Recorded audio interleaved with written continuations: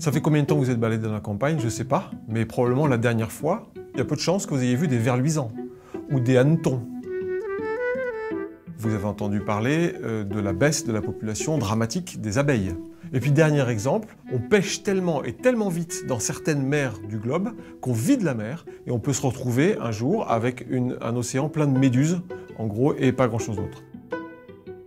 C'est une perte pour la nature, pour la beauté de la nature, pour sa variété, pour sa richesse. Et puis c'est une perte aussi économique pour nous. Les activités qui sont derrière cette nature sont menacées. La cause fondamentale, c'est que nous sommes nombreux, de plus en plus nombreux, et en plus de plus en plus nombreux à consommer beaucoup et à consommer des produits industriels. Les cultures s'étendent, on a tendance à remplacer des forêts par des plantations, par exemple de palmiers à huile, ou d'aller couper les arbres précieux.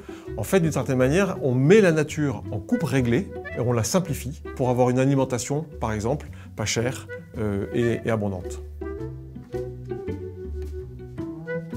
Le changement climatique, par rapport à ça, il va apporter des perturbations qui vont venir gêner. C'est-à-dire, en fait, la nature, elle est beaucoup plus exigeante que nous en termes de climat. Et les changements de climat vont être tellement rapides que la nature n'aura pas tellement le temps de s'adapter.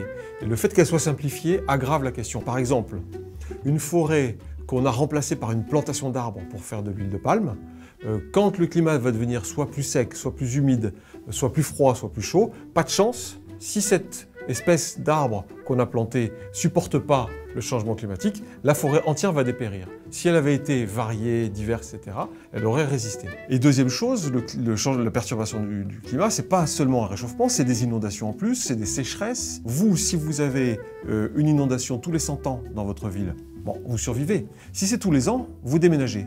Sauf que la biodiversité, la nature, elle ne peut pas déménager. Elle ne peut pas déménager à la vitesse à laquelle le climat va changer. Est-ce que la biodiversité va être protégée si on limite le réchauffement climatique à 2 degrés?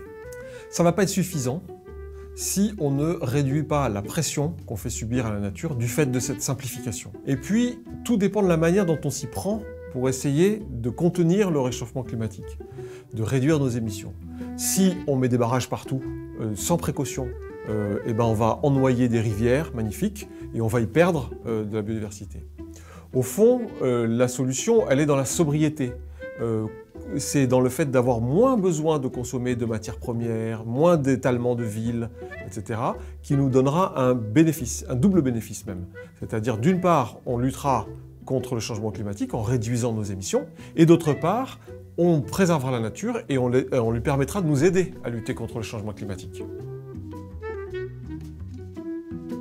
En fait, préserver la biodiversité, c'est un des meilleurs moyens pour lutter contre le réchauffement climatique et ses conséquences. Là où on aura gardé une nature riche et préservée, on aura les ressources pour s'adapter et faire face aux changements qui sont devant nous. La conférence de Paris en 2015 va-t-elle avoir un rôle pour la biodiversité? Oui, il y a des enjeux importants qu'on va négocier, qu'on va discuter à cette conférence climat en décembre. D'une part, contenir le réchauffement du climat, c'est une condition si on veut que la nature s'en sorte à peu près. D'autre part, dans les discussions et les engagements des pays, il va y avoir la question de la manière dont on lutte contre le changement climatique. Autrement dit, derrière, c'est la question, est-ce qu'on va jouer contre la nature ou est-ce qu'on va jouer avec elle ?